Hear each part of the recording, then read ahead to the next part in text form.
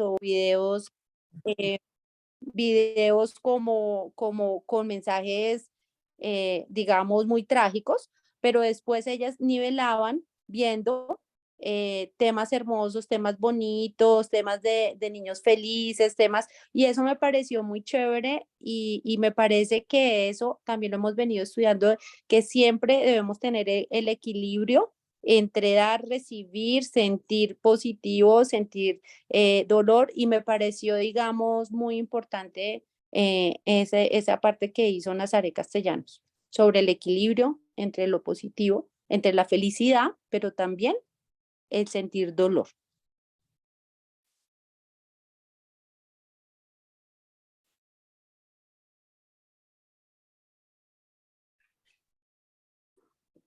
Ya llegó Venus.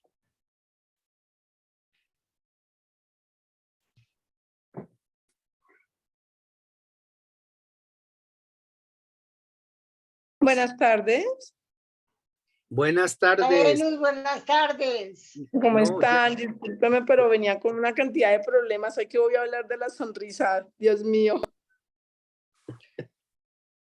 Esta es la charla que necesito para cerrar la noche de una buena manera. Definitivamente. ¿Cómo han estado? Perdónenme ahí por la espera. Discúlpenme. ¿Cómo están? ¿Bien? Bien, bien. Bueno, vamos a comenzar. ¿Están todos expectantes? Claro, esperándote. Oiga, yo creo que podemos comenzar con alguien que quiera hacer ¿cómo se llama? Para distensionar el ambiente, podemos hacer una meditación, ¿nos ayuda Neo? Para hacer una distensionar, o por lo menos yo lo necesito, te lo digo. bueno, entonces cerremos los ojos, descrucemos las piernas, pongamos las manos en los muslos mirando hacia arriba, pongamos el tronco bien recto. Vamos a empezar a relajar todos los músculos del cuerpo. Empecemos por los pies. Los pies están sueltos, están relajados, están descansando. Las piernas están sueltas, están relajadas, están descansando. Las rodillas están sueltas, están relajadas, están descansando. Los muslos están sueltos, están relajados, están descansando. Las nalgas están sueltas, están relajadas, están descansando. El abdomen y la parte baja y los genitales están sueltos, están relajados, están descansando. Todos los músculos de la espalda están sueltos, están relajados, están descansando. Los hombros, los brazos, los antebrazos, las manos y los dedos de las manos están sueltos, están relajados, están descansando. El cuello y la boca, la mandíbula están sueltos, están relajados, están descansando.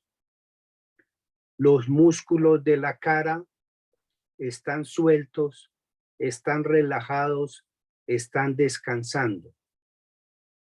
El cuero cabelludo y la parte posterior de las orejas está suelto, está relajado, está descansando. Los ojos un poco hundidos y el párpado caído está suelto, relajado y descansando. Ahora vamos a tener una respiración suave y profunda y pensamos. Cuando inspiramos, pensamos en yo, y cuando expiramos, decimos soy mentalmente. Vamos a hacer esto durante 3 minutos.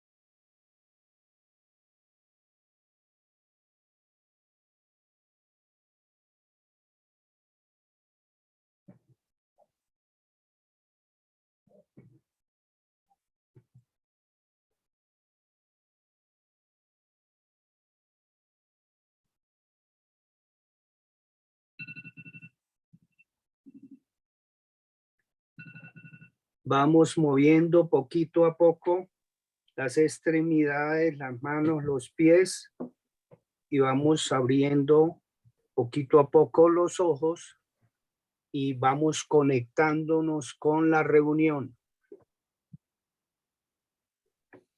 Listo, Venus. Creo que hoy tengo 2 videos que tengo que presentar, pero creo que voy a comenzar por el segundo. Había planeado comenzar por el de la sonrisa, pero con la meditación voy a comenzar por el de la meditación. Nos dijo, en el documento decía que los hombros son las alas del corazón, ¿no? Nunca había escuchado eso tan bonito, pero eso dijeron que por eso la posición Es muy importante la posición que tenemos de los hombros. No sé si alguno de ustedes lo pudo ver, lo leyó, que hablaba acerca de ese tema. ¿Alguno lo leyó? A mí me impacta lo que ella plantea ahí con relación específicamente como a lo que han aportado los estudios sobre la meditación y específicamente en relación con la postura, ¿no? Porque la postura, al poner la postura recta, al tener los hombros alineados, me impacta que ella relaciona como, digamos que se ve que la postura influye claramente en los procesos de atención que se necesitan en la meditación, pero también pues en toda la parte de aprendizaje, ¿no? Entonces, eso me llama la atención porque más allá de la meditación, es como ver que lo que le decían a uno de chiquito, de enderécese, siéntese bien, y eso que hace escurrido así en el pupitre, pues puede que no tuvieran como tan consciente qué era lo que hacían, pero si le están, es que con esa actitud que tiene que va a aprender, pues sí, efectivamente que va a aprender si no tiene la postura adecuada, como que, es decir, es como empezar a encontrar que hay muchas cosas que se saben desde hace mucho tiempo, pero no estaba tan claro por qué servían, digámoslo así. Creo que es como darle mucho sentido, por ejemplo, a eso, a la postura, el que esté recto el cuerpo, el que esté los hombros en la posición adecuada, expandidos, cómo influyen en los procesos de atención y por lo tanto de memoria y aprendizaje. Y Sí. ahí complementa una cuestión que me pareció interesantísimo, de la relación de los hombros con la conexión entre el corazón y el Sí. cerebro. Y el cerebro, sí, Bien. sí, sí. Para que haya conexión entre cerebro y corazón tiene que haber concordancia, o sea, el latido. Acuérdese que hablamos en una reunión pasada que es la variación cardíaca la que determina la conexión con el cerebro, y que esa conexión se hace 250 milisegundos después, que ahí pintamos las ondas del corazón de un electrocardiograma, y en la onda T, que es la que más o menos desde que empieza la onda P hasta la onda T, ahí duran 250 milisegundos. Entonces es interesantísimo desde lo gráfico, interesantísimo desde lo energético, interesantísimo desde todo punto de vista. Y entonces a poner los hombros rectos para que el corazón se conecte al cerebro. Bueno. Sí, es cierto. Habían, digamos que cuando leí, hice como un encadenamiento de los conceptos que ella hablaba. O sea, ella en ese video de la meditación, ella hablaba pues de neurociencia, ¿no? Para explicar qué era la neurociencia. También habló del proceso de atención, que era, digamos, pilares de su conversación. También hablaba acerca de algo que nunca lo había escuchado, nunca lo había, por aquí eran los procesos atencionales, me parece que ella lo mencionó, los procesos atencionales. Entonces, que digamos que son una serie como de conceptos que ella introduce ahí y da distintos ejemplos. Recursos atencionales, los recursos atencionales que tienen los seres humanos. Entonces, me parece que ese fue el pilar de su charla y empezó a enlazarlo con muchos estudios, ¿no? Porque ella, al ser científica, pues respalda toda su charla sobre estudios que se han hecho en distintas universidades. Entonces, inicialmente nos conceptuaba acerca de lo que es la neurociencia, ¿no? Que realmente ella lo manifestaba que era un proceso que estudia y que es un proceso difícil, y es de cómo controlar la atención, porque ella lo decía que sí, solo existe, ella decía que alguien lo había mencionado, algún autor lo había dicho, y es que solo existe a lo que le ponemos atención.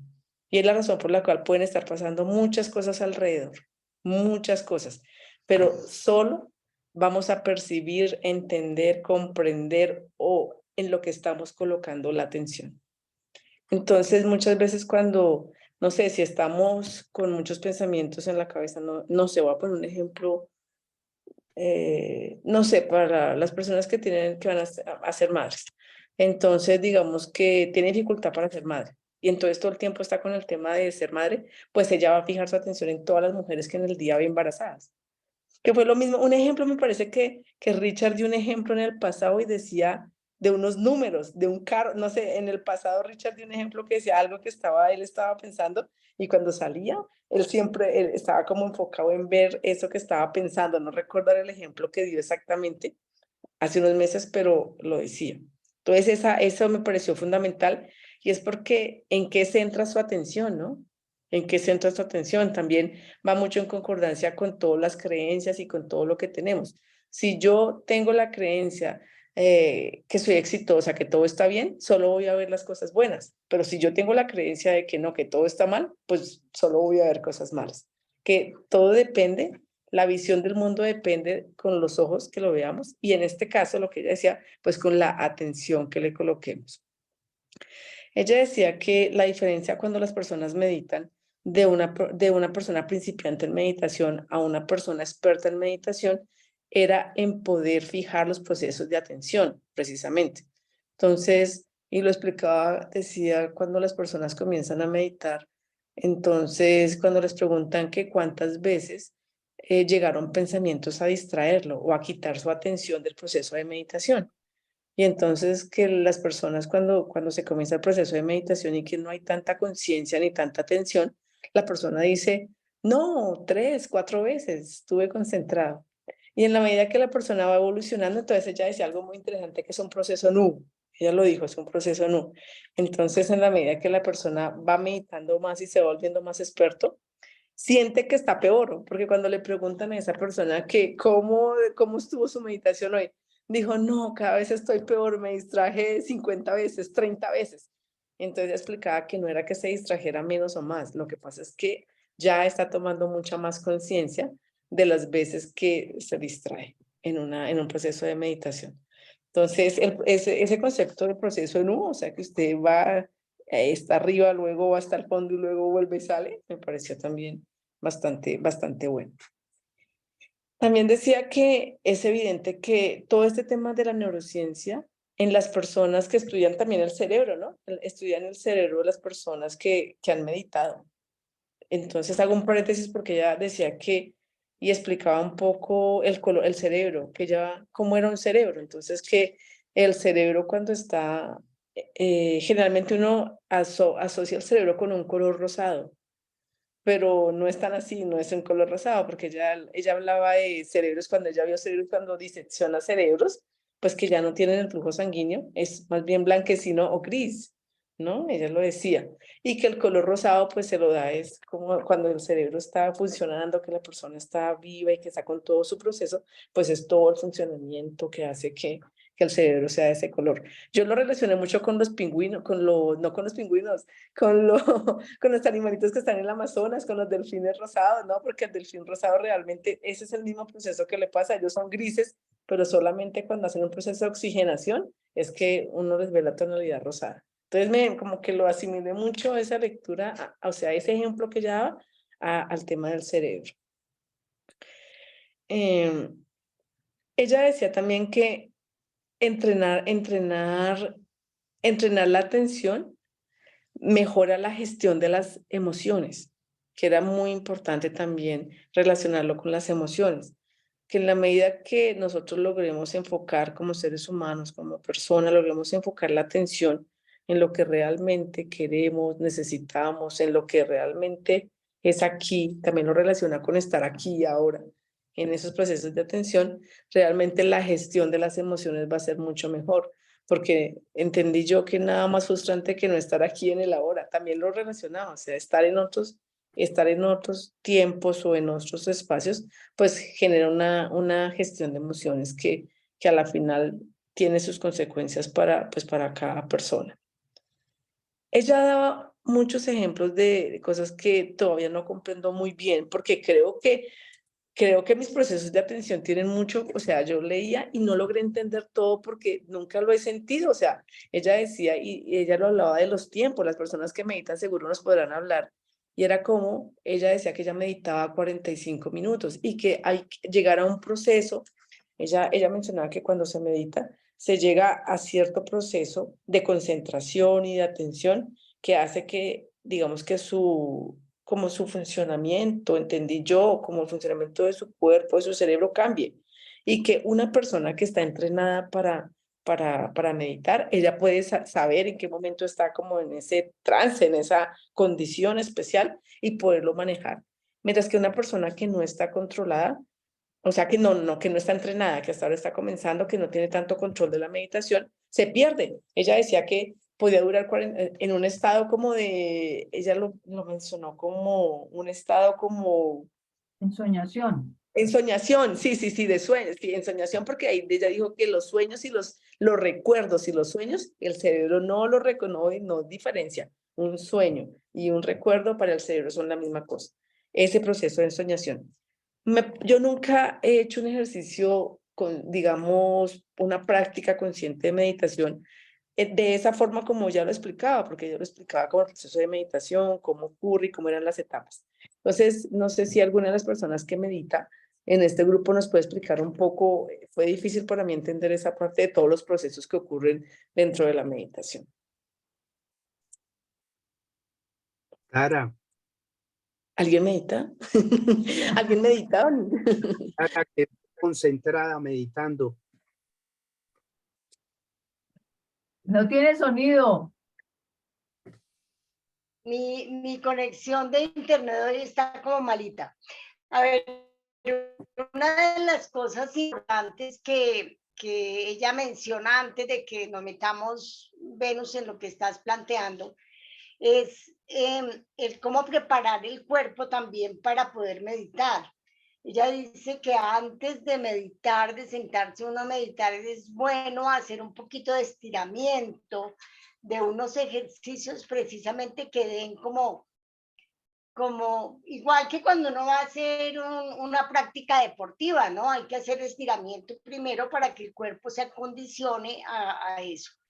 Entonces, lo que yo he experimentado es que obviamente al comienzo, cuando yo empecé a meditar, no, yo no sé cuántos pensamientos me llegaban, porque es muy difícil para mí. Yo tengo una mente bien loca, es decir, muy divagante. Entonces es muy difícil para mí iniciar. Cuando inicié a meditar fue muy complicado estar absolutamente centrada en la respiración. Me costó mucho trabajo. En la medida que efectivamente entramos como a ese estado de ensoñación, es como que nos perdemos. Yo lo llamo como un estado de trance y es como que se pierde uno, pero no es porque le lleguen otros pensamientos, sino por el contrario, porque está, por ejemplo, centrado en la respiración, que es donde yo me centro. Y en ese momento, en ese pedazo, obviamente cuando ya hay un poquito de entrenamiento es cuando uno alcanza a percibir cuántas veces o qué pensamientos son los que le están llegando que le impiden precisamente ese estado. Y es lo que ella está diciendo. Bueno, la mente te está diciendo, si te está distrayendo tanto, entonces, ¿qué es lo que quieres hacer? Entonces, vaya, haga lo que tiene que hacer. Porque pues esos pensamientos no permiten que ese estado de ensoñación permanezca, se interrumpe cada rato. Y bueno, yo ahí voy, ¿no? Cada vez lo tengo un poco más amplio, claro, pero para mí fue muy difícil aprender a meditar. Yo lo entiendo un poco diferente, digamos, digamos, en relación con lo que ella está planteando. Entiendo que ella habla precisamente que el cerebro, por su funcionamiento, su manera de funcionar, automáticamente se mete en esa ensoñación que es en ese estar trayendo muchas cosas. O sea, la ensoñación como sinónimo de todas ese saltar la mente de un lugar para el otro. Y precisamente ahí es donde ella plantea cómo para lograr, mejor dicho, lograr meditar implica lograr que la mente esté un poco más focalizada, pero realmente va saltando, va saltando, va saltando y queda uno metido en la red por defecto. De alguna manera lo que ella plantea, como yo lo entiendo, es que parte de lo que se va logrando ver con la meditación es que va pudiendo uno salir un poco de esa red por defecto y mantenerse cada vez un poco más centrado en lo que está, que es cuando ella dice que se ve en la neuroimagen cómo está, digamos, la actividad está básicamente en el lóbulo frontal y el resto del cerebro está silenciado. Cuando uno entra en esa ensoñación, resulta que el cerebro está activo por todos lados y ahí digamos que hay también mucho desgaste también de uno al no lograr estar allí centrado. Digamos que yo lo que entiendo de todas maneras es que si bien ella ve la meditación, porque es lo que han estudiado como un camino para ir logrando focalizar la atención y salirse de esa red por defecto, pues podrían haber también pues otros caminos, ¿no? Pero sí, como que lo llamativo es como a medida que uno va meditando, va siendo cada vez más consciente de cuándo se pierde, ¿no? Digamos, como ella va diciendo al comienzo, oiga, venga, usted cree que está concentrado y carreta, usted no está concentrado. Más bien cuando usted está entrando más en la meditación, usted se está dando mucho más cuenta de que está perdido, ¿sí? De que se fue. Y en la medida en que se va fortaleciendo el lóbulo frontal y la corteza cingulada, y lo que ella llama la otra estructura que me llama la atención, que es la cingulada, y no me acuerdo cuál es la otra. La ínsula. La ínsula, sí, sí, La sí, la ínsula. ínsula. Y entonces se dé cuenta que uno se perdió. Y al darse cuenta que uno se perdió, pues dice ella, entra en juego la voluntad y puede uno volverse a traer. Pero la verdad yo sí me pregunto si hay algún momento, por lo menos yo cuando medito, mejor dicho, cada rato se da uno cuenta que se va, y yo me pregunto si algún día logrará uno siquiera estar 10 minutos con el foco, ¿no? Porque pues el foco se va cada rato. Yo les quiero Nosotros compartir somos que... principiantes, ¿no? Todos, yo creo. Sí, sí, sí, Pero total. sí hay personas que han logrado esos tiempos y muchos más tiempos. Claro, Realmente está enfocado. los expertos, los meditadores que duran horas allí.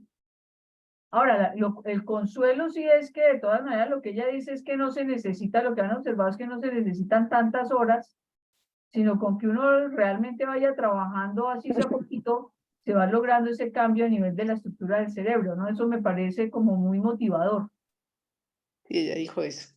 Un Y poco también tiempo. es importante no suspender, porque también, y tal vez Valiente en la sesión pasada lo preguntó, lo aclaró, porque si dejamos de hacerlo, vuelve otra vez a cambiar la estructura y el tamaño de la corteza cingulada y de la ínsula, ¿no?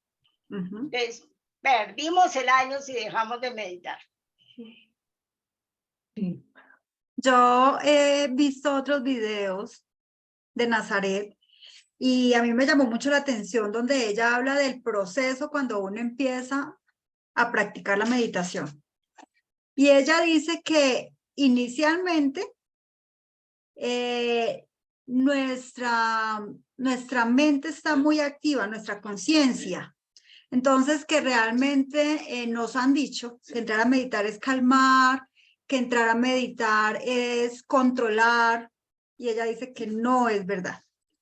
Lo que ella manifiesta es que cuando uno entra en meditación, lo que entra es en una batalla en donde uno empieza a observar qué es lo que todo el tiempo está haciendo inconscientemente.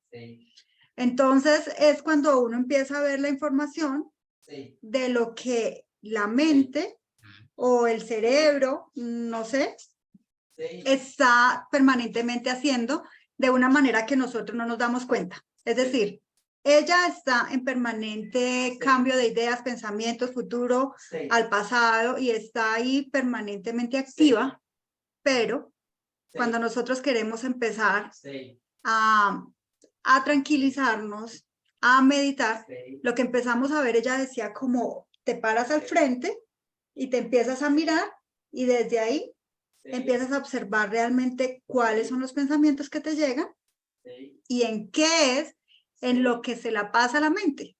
Entonces, ella desde ahí manifiesta que es muy importante en ese momento, cuando nosotros estamos iniciando, hablarnos desde el amor. Y no atacar y decir, ay, ya se me vino la tesis, el pensamiento de qué voy a hacer, cómo lo voy a hacer, pero es que porque no lo controlo, y empezar ahí a entrar en conflicto, sino desde el amor, desde la sonrisa, reconocer en qué es en lo que nosotros estamos inconscientemente. Creo que esto de la meditación sería un doctorado. Realmente yo creo que uno con un doctorado ni siquiera lo alcanzaría a lograr, pero sería interesante que nosotros como grupo pudiéramos empezar a desarrollar esas habilidades básicas para empezar a perfeccionar nuestra meditación. Entonces, lo que tú dijiste, Tara, ahorita, antes de la posición digna, de nuestros hombros, todo lo demás, ella hablaba de los ejercicios, y los ejercicios que realmente ella aconseja o sugiere, o inclusive los hace dentro de las mismas charlas, o ha puesto a un chico que hace los ejercicios, son ejercicios que ya los hemos estado haciendo nosotros, pero sería interesante que nos fuéramos haciendo como una línea. Y es como, por ejemplo, a ver, uno de los básicos que ella hace es, por ejemplo, empezar a hacer esto. Darle la orden al cerebro.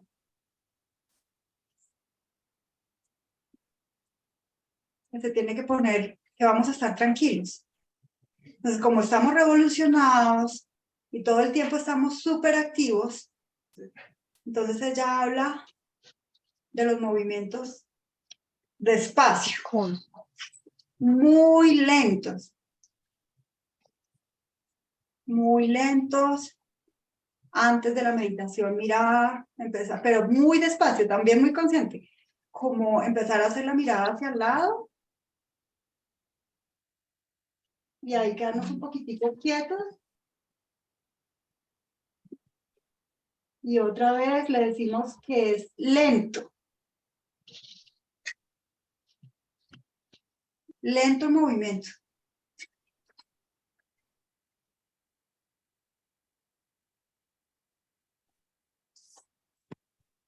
Y volvemos otra vez a nuestro centro. Entonces lo ideal sería que vayamos teniendo en cuenta, o vayamos viendo los videos y nos vamos enriqueciendo todos, de cómo lo vamos haciendo, lo vamos aprendiendo a hacer. Entonces, ahorita me acordé de eso, y pues sería importante que antes de hacerlo, pues hiciéramos estos movimientos lentos antes de la meditación. Avi, yo quiero hacer una aclaración, y es que no es desde el consciente lo que está funcionando ahí, sino precisamente lo que está saliendo son los pensamientos desde el subconsciente.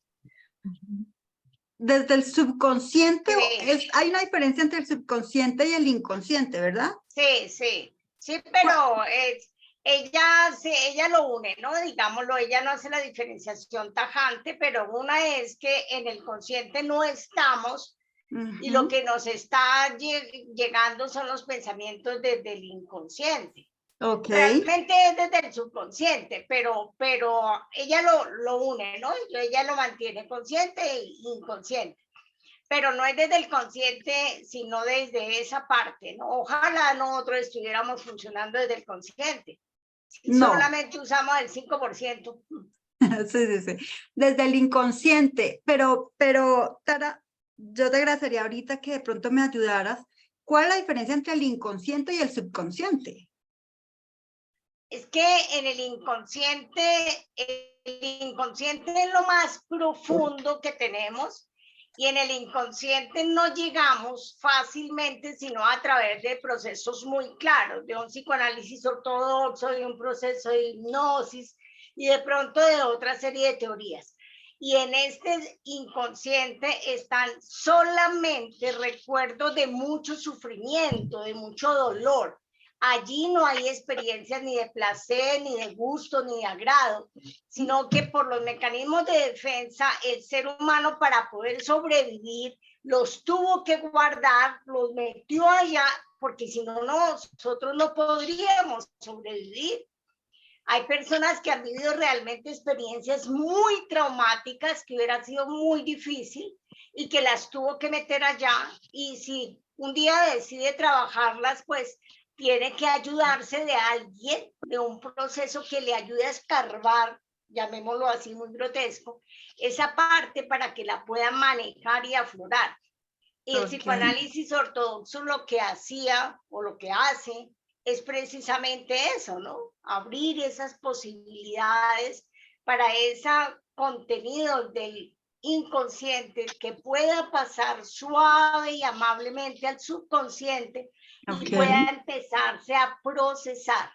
Eso uno no lo puede hacer solo. Definitivamente no lo puede hacer solo. Entonces, cuando estamos en esa batalla, lo que sale son los pensamientos que tenemos en el subconsciente. Sí. Entonces, lo que ella explica, ella lo dice, entonces se da un conflicto, una batalla, dice ella, entre el consciente y el inconsciente, pero realmente, literalmente, es desde el subconsciente. Ok. Donde salen esas cosas, no alcanzamos a llegar allá. Ok. No, Gracias. si uno lo mira, digamos que ahí, pues pienso que hay que tener en cuenta que pues es el punto de vista de ella desde la neurociencia, cuando Sí. ella habla de esa batalla, porque digamos si hay algo que se promueve en el trabajo de la meditación, es precisamente que uno no batalle, porque genera más conflicto interno, ¿no? Sino que básicamente Lo deje observe, ¿no? O sea, digamos, dependiendo del tipo, además que digamos ella habla de un estilo de meditación basado en la observación de la respiración, por ejemplo, y en la observación del pensamiento, pero ese es solo un estilo de meditación, ¿sí? O sea, hay múltiples estilos de meditación, entonces un estilo de meditación para no generar esa batalla que ella dice que hay, es precisamente que uno se centre en permitirse y hacer lo que ella dice que es tomar distancia, que es la capacidad de tomar distancia de uno mismo y empezar a observar desde ahí los pensamientos. Pero digamos que la idea en un proceso de meditación, digamos que es traiga la mente otra vez, o sea, no se ponga a pelear de por qué estoy pensando esto, sino simplemente jala la mente otra vez. Ella lo insinúa en uno de esos videos cuando dice que lo que se ha visto es que cuando uno es amable con uno mismo, esa parte del cerebro que le ayuda a uno a darse cuenta que se fue, pues se estimula más, y que si uno se regaña a sí mismo por equivocarse, pues esa parte no va a estar. Entonces a mí me parece que cuando ella usa ella misma la palabra de esa pelea, pues no, me parece que lo puede llevar a uno a confusiones, porque la idea es precisamente que uno no pelee, sino que uno jala otra vez la atención y se queda ahí otra vez centrado en la respiración, si eso es lo que está trabajando, hasta que otra vez se vaya y cuando se da cuenta vuelve y jala. Pero la respiración es solamente un estilo de meditación y se supone que, digamos, sería el primer nivel de la meditación, porque, digamos, hay gente que, digamos, ya lo que hace es hacer mantras, repetir sonidos para mantener la mente quieta, o lo que utiliza son figuras como Krishna, Buda o Jesús, para mantenerla, digamos, para mantener más que mente quieta, focalizar la atención, o ya, digamos, utiliza la meditación básicamente para ir teniendo un impacto sobre los diferentes centros de energía y irlos transformando. O sea, no es solamente un ejercicio de aquietar la mente, sino de activamente producir un impacto a nivel de la mente o inclusive de la vida, ¿no? Porque entonces ella decía en algún lugar, no, es que no es lo importante no es tener la mente en blanco. Resulta que hay meditaciones en las que se busca aquietar el pensamiento con la intención de que en el momento en que hay una brecha de pensamientos, uno puede meter intencionalidad y desde allí empezar a generar cambios en la vida de uno.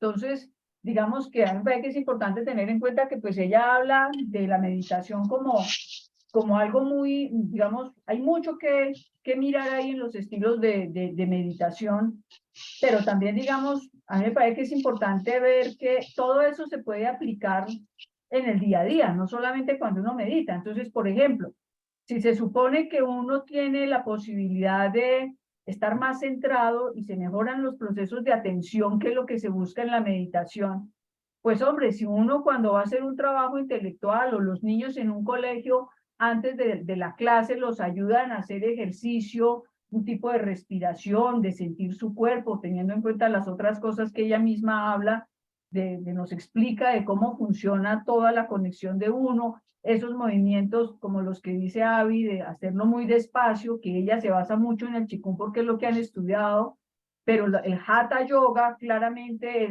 se utiliza antes de la meditación y todo lo que sí coinciden es que es muy despacio, el Tai Chi también todos son muy despacios y ahí entiende uno, o por lo menos yo, de por qué es tan importante que sea despacio en todo el impacto que produce en el cerebro, pero eso se puede hacer con los niños antes de empezar una clase, antes de ponerlos a hacer tareas y van a estar mejor en su proceso de atención y en su proceso de memoria. Lo que hablamos de la postura. O sea, a mí me parece que, digamos, si bien es importantísimo para la meditación, uno lo puede usar en uno mismo para muchas cosas en el día a día, aunque no medite, digo yo, o aunque medite poquito.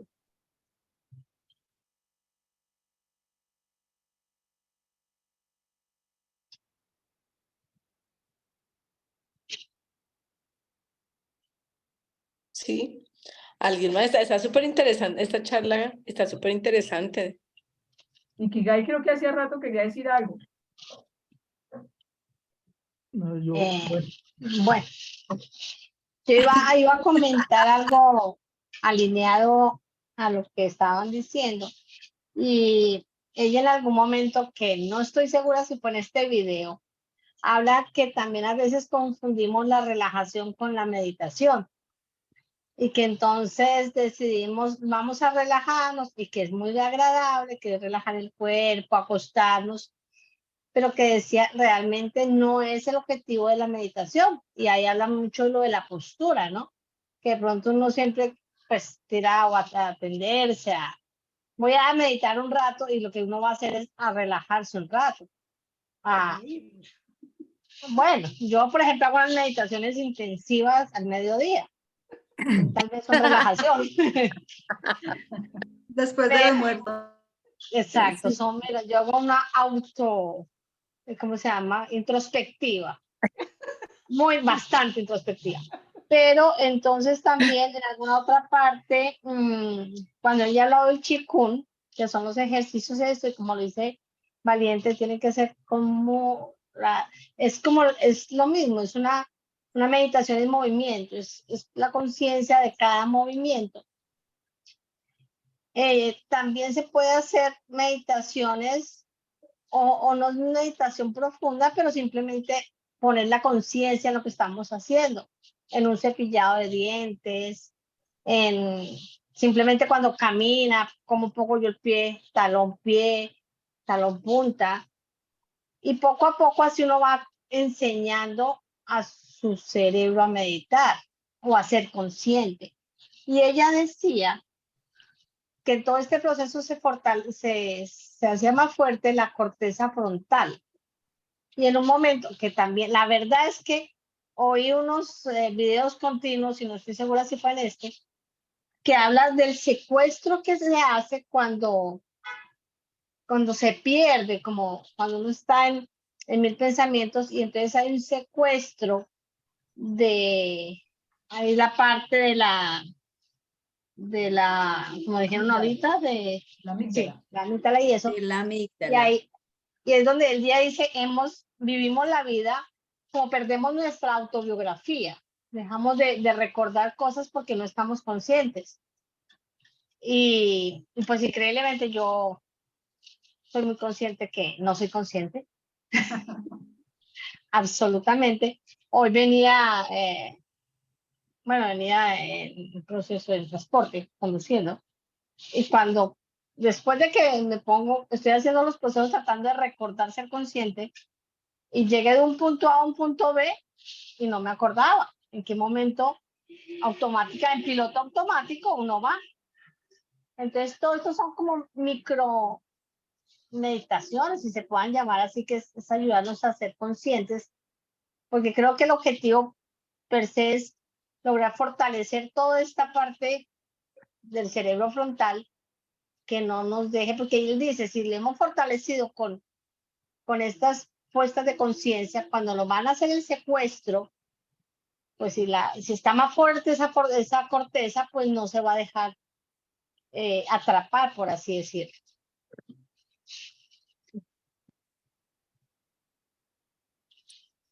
¿Alguien más?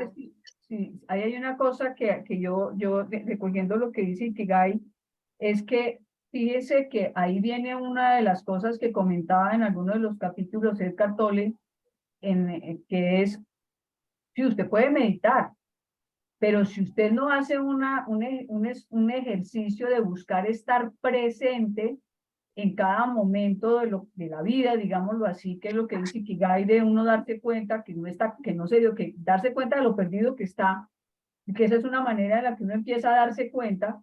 Él dice, pues si usted puede hacer media hora de meditación o una hora de meditación, pero si usted en el resto del día se le olvida tratar de estar pilas con la presencia, pues eso no lo va a ayudar a transformar tanto como si usted realmente está en ese ejercicio de estar presente, porque en últimas, la búsqueda de estar presente es otra manera de meditar, ¿sí? Los orientales hablarían de eso como el karma yoga, que es la conciencia de la acción, el darme cuenta cómo está la temperatura del agua al caer cuando estoy lavando un plato, ese ejercicio que dice Ikigai, de ir siendo consciente de cómo estoy poniendo los pies. Todo eso sería una forma de meditación que lo llamarían un karma yoga, que es un estilo de meditación en acción, de estar consciente todo el tiempo en la acción, ¿no? Sí, Una de, perdón, hay 3 elementos que se unen acá, que son fundamentales de entender desde la neurociencia. La ínsula, el cuerpo cingulado, creo. Sí, Sí. no, la corteza Corteza singular. singular. Esa cingulada y la zona prefrontal. Cuando hablamos de la ínsula, estamos hablando de quién soy yo, pero ese quién soy yo es en el instante, en el aquí y en el ahora.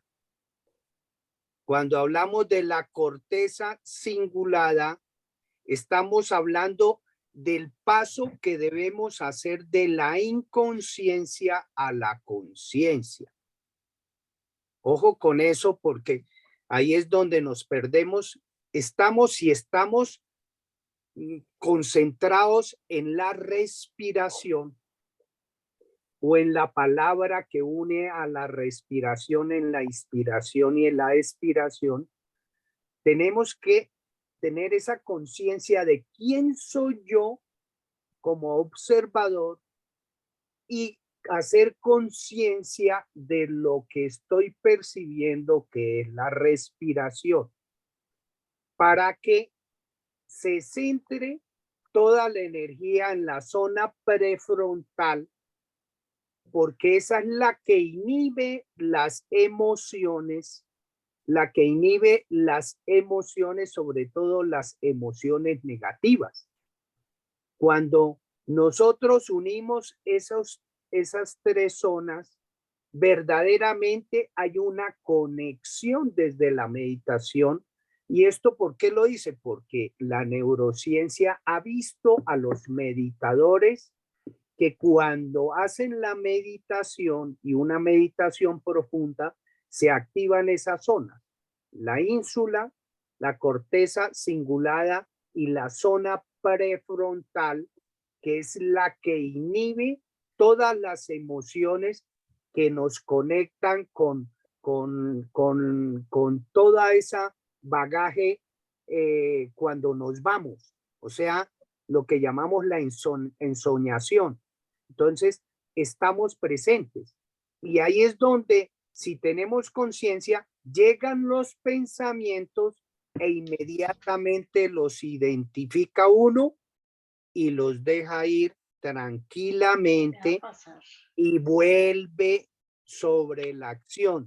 No es luchar contra ese pensamiento, sino observarlo, identificarlo, que es un pensamiento que no está de acuerdo con la actividad que está haciendo uno, que es meditar, y lo deja ir y vuelve sobre la acción de una manera amable, tranquila, porque si se angustia, perdió ya todo.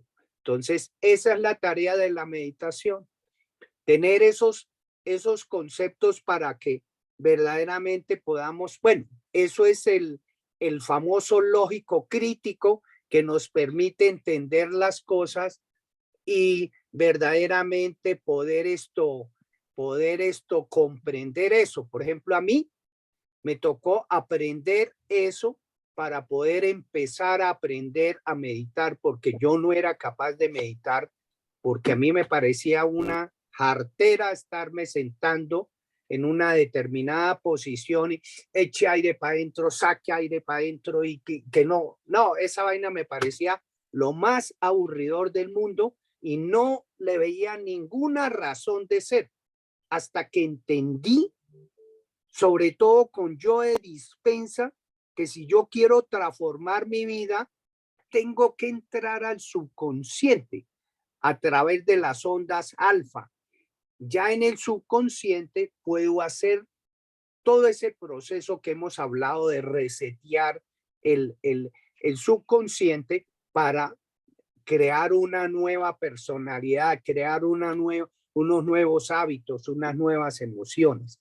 Eso sí, claro que pues esos son formas de enfocar, porque hay otros que pues de pronto los budistas manejan eso de otra forma, pero como Joe Dispenza, a mí me encanta como Joe Dispenza maneja la meditación porque es una cosa muy práctica y que le sirve a uno en la vida. Eso sería. Ay, Richard. Buenas. Venus, ¿tiene audio? No, sí, ahí tengo audio. No, Perdón, Venus. estaba diciendo que evidentemente a este grupo le gusta la meditación. Eso. Bueno, quería hacer dos comentarios ahorita de lo que de lo que entiendo yo más o menos del consciente y subconsciente. O sea, yo siempre he pensado que el subconsciente es cuando nosotros es la manera como nosotros vivimos en automático, porque nosotros no podemos estar viviendo siempre en el consciente, porque el subconsciente nos ahorra energía y nos ahorra tiempo, energía y tiempos de respuesta. Y en el consciente es desde donde nosotros evaluamos qué estamos haciendo y si estamos bien o si necesitamos cambiar o no, algo así. Entonces, un ejemplo puede ser cuando, si a mí me echan un madrazo, yo inmediatamente respondo con otro. O sea, esa respuesta mía es desde el subconsciente y lo hago así siempre. Y de pronto en algún día digo, pero ¿para qué hago eso? Nada gano con hacerlo. Entonces empiezo yo a cambiar eso desde el consciente. Desde el consciente es el que evalúa que está mal. Entonces empiezo a cambiarlo y siempre que me van a echar un madrazo yo me voy a devolver con otro. Hasta que de tanto hacer conciencia empiezo a cambiar y de pronto yo ya llega un momento en que si me echan un madrazo y ya no respondo, pero porque desde el consciente he transformado eso. Eso, entonces el subconsciente es mi forma de trabajar en automático y el consciente es el que me va gobernando ese subconsciente. Es dentro de las meditaciones, pues yo ya llevo pues ya un par de años ahí una meditación, pero yo solo nunca he podido hacerlo. Siempre bajo un video la coloco y esa es la guía que tengo. Por ahí tengo, ahorita tengo 3, mira unas de Prachopra, otras de Joe Dispenza, por ahí he mirado algunas. Ahorita tengo 3 preferenciales ahí. Una inclusive es Mindfulness, me parece interesantísima. De pronto, si algún día estos hay tiempo, la hacemos porque en esa meditación hace uno mucha conciencia de su propio cuerpo, que es más que todo hacia donde he pensado que va la meditación, ¿no? Porque uno siempre con la mente despalomada, uno anda pensando en todo, y por eso a veces las enfermedades también vienen de ahí, porque uno anda pensando en otra vaina y no enfoca energía en su propio cuerpo. Entonces, porque cuando yo he tratado de meditar sin ayuda de ningún video, termino con la mente por todos lados, o muchas veces termino durmiéndome. Entonces yo llego y resulta y termino, me he pegado unas dormidas que después no, o salgo tarde cuando tenía que hacer algo, no, me pasa de todo. Entonces siempre tengo que tener una guía. Yo por ahí tengo, ahorita estoy manejando 3 básicamente. Y hay una cuarta que yo uso para dormir, porque yo, como les he comentado varias veces, yo tuve apnea de sueño, o sea, cuando estaba en la planta y con el estrés que manejé, yo llegué a completar 3 días sin dormir. Entonces, Neo me ayudó en esa oportunidad, por ahí me mandó donde José Luis, que él es que es, se me olvidó que Neo sabe, no lo conoce. Sí, José Luis. Pero él al comienzo trató de hipnotizarme y de guiarme en eso, y yo lo rechazaba. Yo hasta pensaba por allá, este man tiene genio, este no sé qué, no pude. Y también con el tiempo lo fui aceptando y ya logré dormir, pero eso sí fueron una secuencia como, pues siempre gasté más de 8 meses logrando eso de poder volver a conciliar el sueño. Y ahorita uso una meditación para dormir que dura como 25 minutos y yo realmente a los 10 minutos ya quedo fundido y ahí ella sigue con su retaíla, el aparatico se apaga y el software ese se apaga solito y yo sigo ahí ya durmiendo y ya por lo menos corono 6 horas de sueño. Eso para Pero mí es mucho. tengo una pregunta. ¿Mindfulness es meditación? Es una ¿O será técnica un de tipo de respiración. relajación más bien? Es como una técnica de respiración porque va enfocada hacia la forma de respirar. A la atención de tu cuerpo. Sí, pero, y lo otro que quería decir es que lo de la respiración es porque si yo estoy respirando cortico y rápido, así, yo le estoy mandando un mensaje al cerebro de que debo estar alerta o que algo va a pasar. Y entonces es un estilo de respiración cuando yo estoy como esperando para salir corriendo o para un conflicto o algo. Entonces ese es una respiración de alerta. Y eso hay veces nosotros no nos damos cuenta y lo hacemos inconscientemente cuando estamos caminando o algo así, y el cerebro, no tenemos nada que hacer, no tenemos todo, pero estamos con la respiración.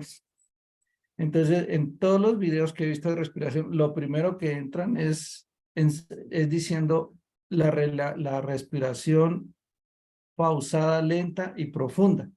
La respiración lenta y profunda es una respiración de calma. Entonces yo le estoy diciendo a mi cerebro, no hay de qué preocuparnos, podemos centrarnos en lo que su intención quiere hacer y por eso todas las meditaciones están enfocadas inicialmente a una respiración lenta y profunda para decirle a la mente que estamos en una situación de calma y que podemos empezar a concentrarnos en la intención que nosotros tengamos o en nuestro propio cuerpo.